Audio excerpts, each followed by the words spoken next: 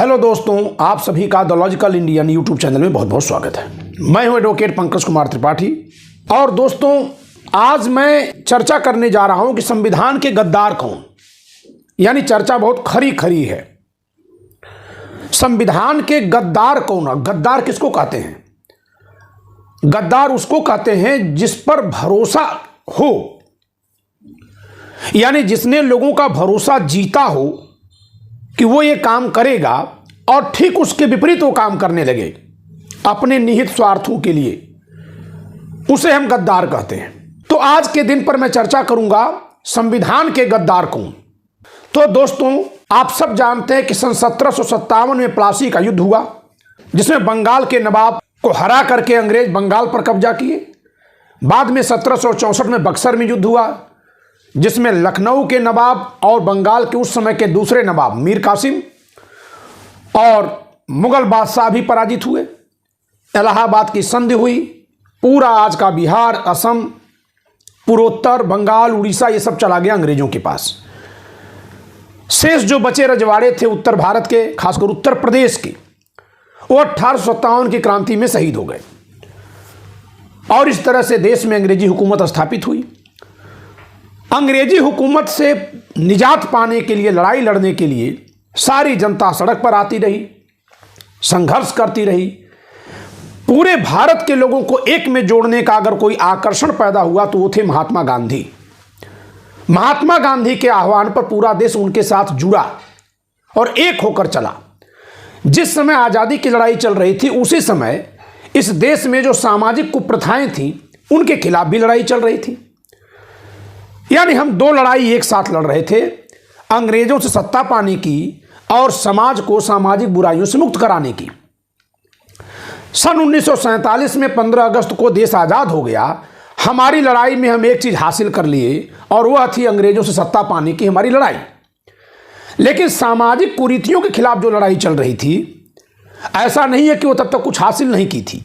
उधर भी बहुत सारी तरह की कुरीतियों का अंत हो चुका था।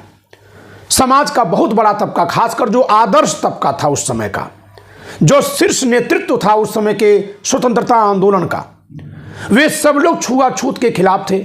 वे सब लोग व्यक्ति की गरिमा के पक्ष में थे। वे सब लोग विधि के समक्ष समता के पक्ष में थे। वे सब लोग जाति, धर्म, लिंग आधारित भेदभाव के विरुद्ध थे। और यही कारण है कि इन सब लोगों ने मिलकर जब संविधान लिखा तो न केवल लिखा बल्कि उसको लागू भी किया, उसको चलाया भी। और चलाने का परिणाम यह हुआ कि बिना किसी खूनी क्रांति के सभी जमींदारों की जमींदारियां ले ली गईं। सभी रियासतदारों की रियासतें, जो रजवाड़े थे, वो ले लिया गया और देश में लोकतंत्र फलने फूलने लगा। लोगों को खाने को अनाज नहीं था। देखते देखते महज 20 वर्षों में देश आत्मनिर्भर हुआ। खाद्यान्न का संकट समाप्त हुआ। पहनने के कपड़े नहीं थे। इतने वस्त्र हो गए कि आज बहुत गरीब को छोड़ दीजिए तो किसी के पास ऐसा नहीं है कि कपड़ा फटने तक वो पहने। और गरीब भी चूंकि वो कहीं और से उसको मिलता नहीं है, अन्यथा कपड़ों की कमी नहीं है। सबके घरों में कपड़े भरे पड़े हैं। देश इतना आगे चला गया। इतना ही नहीं हुआ, देश ने और भी कई त्याग किया। संविधान में बार बार संशोधन करके उसको और ज्यादा सामाजिक सुधारों के अनुकूल बनाया गया। लेकिन इसी बीच क्या हुआ? इसी बीच भारत की राजनीति बदली और राजनीति जाति और धर्म पर चली गई।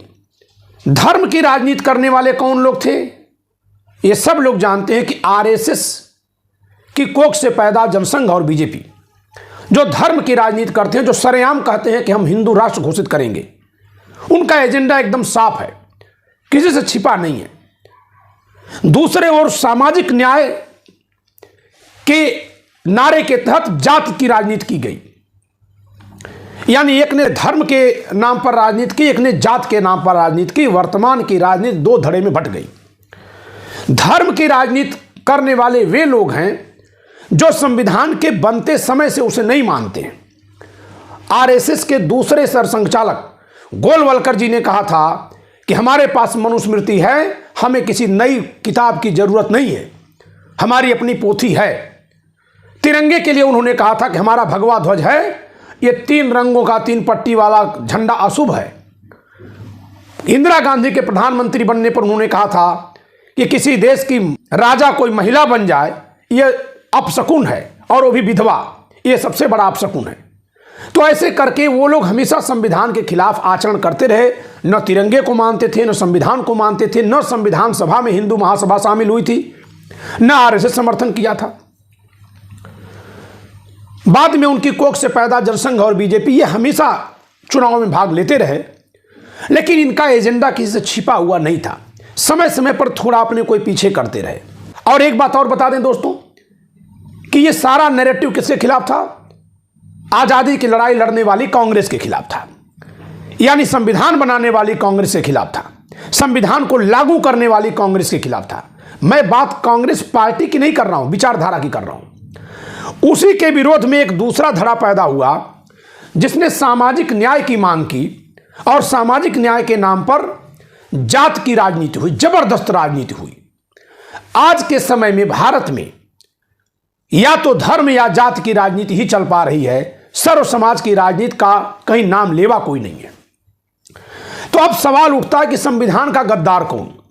संविधान का गद्दार हम उसे नहीं कह सकते जो सरेआम कहता है कि संविधान एक पोथी, हम नहीं मानते इसको। हम संविधान का गद्दार उसे नहीं मानते जो संविधान बनाने तक का विरोध किया हो। संविधान के गद्दार वे लोग हैं जिन्होंने जनता में विश्वास दिलाया कि संविधान खतरे में है, हमें न्याय नहीं मिला, हम यहां आएंगे तो न्याय दिलाएंगे, हम होंगे तो संविधान बचेगा, और वे संविधान को खतरे में डालकर भाग रहे हैं। ऐसे लोग संविधान के गद्दार हैं। जी हां, मैं बात कर रहा हूं बिहार की वर्तमान घटना पर, जहां जो नीतीश कुमार इंडिया अलायंस बना रहे थे वो तो भाग ही रहे हैं। 2 दिन से न्यूज चल रहा है कि जीतन राम मांझी जी को लालू प्रसाद यादव जी मुख्यमंत्री बनाने की पेशकश कर रहे हैं, 4 विधायकों वाली पार्टी के प्रमुख को। अभी बीबीसी पर उन्होंने बयान दिया है, मैंने सुना है, जिसमें वो साफ साफ कह रहे हैं कि लालू के राज में तो बहुत खराब था, वही आ जाएगा, और हमें 2 मंत्री अगर मिल जाए तो हम जो है नीतीश कुमार और बीजेपी के साथ हैं, हम तो एनडीए के पार्ट हैं। अब जरा बताइए दोस्तों, बीजेपी से संविधान को खतरा, ये मैं नहीं कह रहा हूं, ये आरएसएस कहेगा, क्योंकि आरएसएस से ही बीजेपी पैदा हुई है। तो ऐतिहासिक कारण है कि बीजेपी से संविधान को खतरा रहेगा, और यही कारण है कि संवैधानिक मूल्यों की परवाह नहीं करते। लेकिन जो लोग उसके विरोध में सामाजिक न्याय की राजनीति के नाम पर, क्योंकि सामाजिक न्याय कौन देगा? संविधान देगा। यानी जो सामाजिक न्याय के नाम पर, जाति के नाम पर संविधान की राजनीति करते हैं, वे क्यों नहीं संविधान के साथ खड़े हो रहे हैं? दरअसल संविधान के साथ कैसे खड़े होंगे? संविधान की आड़ में इन लोगों ने जात की राजनीति की है, संवैधानिक मूल्यों की राजनीति नहीं की है, सिर्फ और सिर्फ जातियों की राजनीति। और इसीलिए मैं कहता हूं कि मूल निवासी का नारा हो या 85 बहुजन का नारा हो, ये खोखला है। क्यों खोखला है? जो लोग इसकी वकालत करते हैं वो विनम्रतापूर्वक इसका उत्तर दे दे कि बिहार में नीतीश कुमार को आप किस संख्या में गिनते हैं, 85 में या 15 में? जीतन राम मांझी को आप कहां गिनते हैं? नहीं, मैं ये नहीं कहूंगा कि आप लल्लन सिंह को कहां गिनते हैं, मनोज झा को कहां गिनते हैं, वो तो गिनती में ही नहीं है, वो कहीं गिनती में नहीं है। अगर वो गिनती में होते तो आनंद सिंह ने जब मनोज झा के खिलाफ बोला था तो सड़कों पर आंदोलन छिड़ जाता, क्योंकि मनोज झा जैसा कोई संविधान का सच्चा समर्थक आपको दिखाई नहीं देता है। बिहार के सभी नेताओं को एक तरफ से देख लीजिए, राज्यसभा में, सदन में सबकी आवाज सुन लीजिए, जो आवाज मनोज झा के मुंह से निकल पाती है वो किसी के मुंह से नहीं निकल पाती है। जिस तरह का तेवर अमित शाह को लल्लन सिंह ने दिखाया था, वैसा तेवर कोई नहीं दिखा पा रहा है। लेकिन सामाजिक न्याय के नाम पर जो जात की राजनीति है, उस जात की राजनीति में संवैधानिक मूल्य वाले नहीं चाहिए, उसमें हमको हमारी जाति का आदमी चाहिए। और जब सबको सबकी जाति का चाहिए, तो अभी जाति जनगणना हुई है, उस जाति जनगणना ने समाज की हकीकत को सामने रख दिया कि जो सबसे बड़की जाति है संख्या के आधार पर, वो 14% है। उसको सत्ता तक पहुंचने के लिए बहुत सारी जातियों की सीढ़ी लगानी पड़ेगी। बहुत सारी जातियों की सीढ़ी लगानी पड़ेगी। तो फिर जातीय गोलबंदी ही आपको सत्ता तक पहुंचाएगी। जब विचारधारा की राजनीति छोड़ करके आप जात की राजनीति करेंगे, धर्म की राजनीति करेंगे, तो ये बहुत दिन तक न्याय के साथ आपको खड़ा होने नहीं देगी। नहीं तो न्याय की बात अगर आप करते, तो मैं फिर से कह रहा हूं कि मनोज झा जैसा संविधान के बारे में चर्चा करने वाला, खुलकर आवाज रखने वाला व्यक्ति कौन है आज के समय में? लेकिन नहीं, आज जब संविधान का चहुओर मानमर्दन हो रहा है, एक बेटी दिल्ली विश्वविद्यालय पर धरना दे रही है 190 दिन से, अब 200 दिन होने जा रहा है। मायावती जी ने कुछ बोला? कोई आवाज आई मायावती जी की? कोई आवाज नहीं, एक भी आवाज नहीं आएगी। लेकिन फिर भी उनके समर्थक जात के नाम पर साथ में खड़े रहेंगे। और क्या पाएंगे वो? जीतन राम मांझी जी की जात के लोग जीतन राम मांझी जी के साथ। अब आप बताइए कि जीतन राम मांझी जी का लगाव किससे है? जिस संविधान के कारण से जब वो ग्रेजुएशन कर रहे थे, कॉलेज में थे, पूना पैक्ट के तहत जो आरक्षण मिला है कि SC ST से इतने लोग विधानसभा और लोकसभा में चुने ही जाएंगे, जो सन 1950 के बाद महज 10 वर्षों के लिए था, जिसे अब तक 7 बार बढ़ा करके 80 साल तक किया गया। उस आरक्षित सीट से चुने गए थे कांग्रेस के बुलावे पर। कांग्रेस के उस समय के नेता घूम घूम कर देखते थे कि उस समुदाय से कोई ऐसा व्यक्ति हो जो सदन में आने लायक हो, क्योंकि सदियों के अपवंचना के कारण उसमें से कोई ऐसा नहीं था। तो खोजने गए कि नहीं गए? न केवल संविधान लिखे, पारित किए, बल्कि खोजने गए। उनको लगा कि यह व्यक्ति थोड़ा पढ़ा लिखा है, वो जीतन राम मांझी को ले आते हैं, उनको चुनाव का टिकट देते हैं, वो विधायक बनते हैं, क्योंकि पढ़े लिखे थे, थोड़े से तेज थे अपने समाज में अन्य प्रत्याशियों की तुलना में। लेकिन वो अपने ही दम पर नहीं जीतते हैं, कांग्रेस का भी तो वोट उनको मिला होगा पूरी तरह से। जीतने के बाद वो सन 90 में दूसरी पार्टी में कांग्रेस विरोधी खेमे में जाते हैं, फिर इसके बाद वो लालू विरोधी खेमे में जाते हैं, फिर नीतीश कुमार विरोधी खेमे में जाते हैं, फिर आज वो संविधान विरोधी खेमे में जा रहे हैं। जिस संविधान से वो पैदा हुए, उस संविधान के खिलाफ जाने में रत्ती भर कोई गुरेज नहीं है। लेकिन संविधान जिनको बचा रहा है, अगर ये संविधान हट जाए तो जो आज न जाने कहां चले जाएंगे। जितने भी समाज के लोगों को, उन लोगों को उसमें मसीहा सिर्फ इसलिए दिखता है क्योंकि वो अपनी जाति के व्यक्ति हैं। मैं जीतन राम मांझी जी के व्यक्तिगत के लिए कुछ नहीं कह रहा हूं, ये मैं एक नजीर दे रहा हूं। इस तरह से हजारों नेताओं की फौज भारत में खड़ी है, जो केवल जात के नाम पर नारा लगा करके नेता बन रहे हैं और उनके जात के लोग उनको वोट दे रहे हैं। तो क्या बदला यही कि अब आपके जाति में से आपका गुलाम बनाने वाला पैदा हो गया। पहले कोई बारी था, लेकिन संविधान बनाने वालों की तो यह मंशा नहीं थी। संविधान बनाने वालों की मंशा थी व्यक्ति की गरिमा, व्यक्ति की योग्यता। कहां गई योग्यता? कहां है योग्यता? कौन सी परख है बताइए? तो मैं एक बात एकदम साफ साफ कह रहा हूं कि अगर संविधान बचाना है और अगर मगर करने से काम नहीं चलेगा, यह संविधान ही है जो स्वतंत्रता की हवा सांस के रूप में लेने का अवसर दे रहा है। ऐसे 90% लोगों को संविधान के साथ खड़ा होना होगा और तब आपको केवल ऐसे लोगों को अपना नायक मानना होगा, और उतनी ही देर तक जितनी देर तक जो व्यक्ति संविधान के साथ खड़ा हो। जैसे ही वो संविधान के खिलाफ आचरण करे, फौरन उस पर सवाल करिए। मैं संविधान कमजोर क्यों हुआ, इस पर आपसे चर्चा करता रहूंगा। मैं बताऊंगा कि संविधान में कितने संशोधन कर दिए गए और ये सारे संशोधन किसके पक्ष में हुए।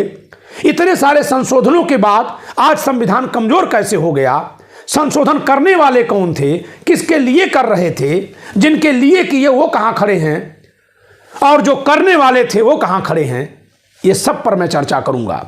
बस एक निवेदन है, एक गुजारिश है कि संविधान की कोई ना कोई प्रति मंगा लीजिएगा, खरीद लीजिए संविधान। आप बेयर एक्ट, किसी ऐसी दुकान पर जाइए जहां कानून की किताबें मिलती हों, आप वहां से संविधान का बेयर एक्ट मंगाइए।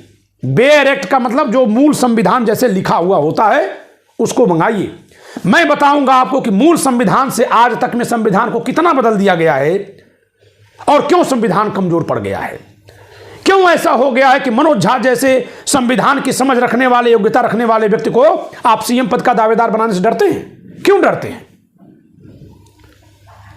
साल से कवायद चल रही है, 4 विधायकों को जीतन राम मांझी जी को मिला करके लालू यादव दाव चलेंगे। कौन सा दाव है भाई?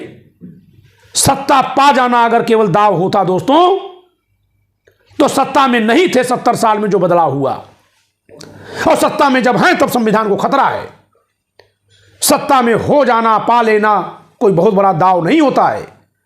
सत्ता के मूल्यों की रखवाली कर लेना, सत्ता समाज के लिए चले, सामाजिक न्याय के लिए चले, लोगों को हक हुकूक मिलता रहे, इसके लिए सत्ता का विरोध कर देना भी सत्ता पाने से अच्छा होता है। अगली वीडियो में मैं आपसे संविधान में हुए संशोधनों पर चर्चा करूंगा। तैयार रहिएगा।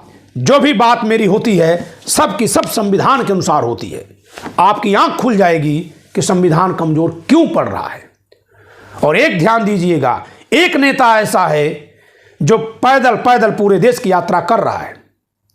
शेष लोग, वो तो घमंडी है, बात नहीं कर रहा है। क्यों घमंडी है? जनता से बात करना है। निकालिए आप बिहार में पदयात्रा नीतीश कुमार जी। आप इधर की पदयात्रा करने की बजाय उधर की पदयात्रा करने लग रहे हैं। जीतन राम मांझी जी, आप निकालिए पदयात्रा। आप केवल वोट लेकर के और उतनी सी सीट लेकर के सौदेबाजी कर रहे हैं। ये क्या राजनीति है? ये संविधान के साथ खड़े होने की राजनीति नहीं है दोस्तों। इसलिए मैं कह रहा हूं कि पहचानना होगा कि संविधान के नाम पर संविधान के साथ खिलवाड़ कौन लोग कर रहे हैं। और भारत की जनता से मैं कह रहा हूं, मैं किसी जाति वर्ग धर्म समुदाय के व्यक्तियों से नहीं कह रहा हूं। जाति वर्ग धर्म समुदाय केवल तब देखा जाएगा जब ये संविधान हट जाएगा। तब जो व्यवहार होगा वो जाति को देखकर होगा, धर्म को देखकर तो आज ही हो रहा है। संविधान के हटते ही जाति को देखकर होगा, लिंग को देखकर होगा। महिलाओं की आजादी में खतरे में आएगी। तो इसको जरा ध्यान से देखते रहिएगा, क्योंकि जनता ही संविधान बचाएगी। जनता में से ही वो नायक पैदा होंगे जो संविधान को बचाएंगे। किसी जाति या धर्म को गाली देने से संविधान कमजोर होता है, ऐसा कहने वाले केवल गुमराह करने वाले लोग होते हैं। वो संवैधानिक मूल्यों को नहीं जानते। ये बात जितनी जल्दी जनता को समझ में आ जाएगी, उतनी ही जल्दी से संवैधानिक मूल्यों में आस्था रखने वाले लोग सत्ता में आने लगेंगे। तब संविधान अपनी पूरी चमक दिखाएगा, पूरा इसका फलक विस्तृत होगा। नहीं तो हमारे भारत में न जाने कितनी किताबें लिखी गई हैं और न जाने कहां वो दफन है। बस एक उदाहरण देकर के बात खत्म करूंगा। एक नेता है स्वामी प्रसाद मौर्य जी, सामाजिक न्याय की लड़ाई लड़ते हैं। 5 साल बीजेपी में थे, मंत्री थे। तब क्या उनका ज्ञान कम हो गया था रामचरितमानस के बारे में? तब नहीं जान रहे थे वो? उनकी बेटी आज भी बीजेपी में सांसद हैं और वो रामचरितमानस लेकर के तुलसी दुबे कह करके सभी ब्राह्मणों को एक तरह से निशाने पर लेते हैं। रामचरितमानस की आलोचना अगर वो पवित्र भाव से करते तो मैं उनके साथ खड़ा हूं। मैं आज भी कह रहा हूं कि वो उतनी आलोचना नहीं कर पाएंगे जितना मैं कर दूंगा। लेकिन ये आलोचना ब्राह्मण समाज को बदनाम कर देने भर के लिए नहीं होनी चाहिए। स्वामी प्रसाद मौर्य को देखना होगा कि संविधान पर लिखी जितनी किताबें भारत में इस समय पढ़ी जा रही हैं, मौजूद हैं, उन किताबों में से 99% किताबों के लेखक भी ब्राह्मण हैं। तो रामचरितमानस का लेखक आप ब्राह्मण बता करके कौन सी राजनीति करना चाह रहे हैं? संविधान लिखने वाले लेखकों के जाति क्यों नहीं बताते आप लीजिए, ले चलिए मेरी किताब और बताइए कि नहीं पंकज कुमार त्रिपाठी ने संविधान पर 2-2 किताब लिखी है। इसको मानिए, इसको पढ़िए। ये बाबा साहब ने लिखी है, पंडित नेहरू ने लिखी, महात्मा गांधी के आदर्श इसमें भरे पड़े हैं। नहीं तो ये देखिए पीछे मैंने चित्र लगाया है। ये कौन लोग हैं जो पटेल साहब की मूर्ति पर किसके नाम पर ये ट्रैक्टर चला रहे हैं? जब जात की राजनीति करोगे तो ये ध्यान दे लेना दोस्तों कि संविधान बहुत दूर छूट जाएगा। महापुरुष बंट गए, बांट दिए गए महापुरुष। वह संगठन तो बांट ही रहा था महापुरुषों को, जो संगठन उन महापुरुषों को अपने सिद्धांत के विरुद्ध देख रहा था। लेकिन वो सभी महापुरुष एक साथ खड़े थे।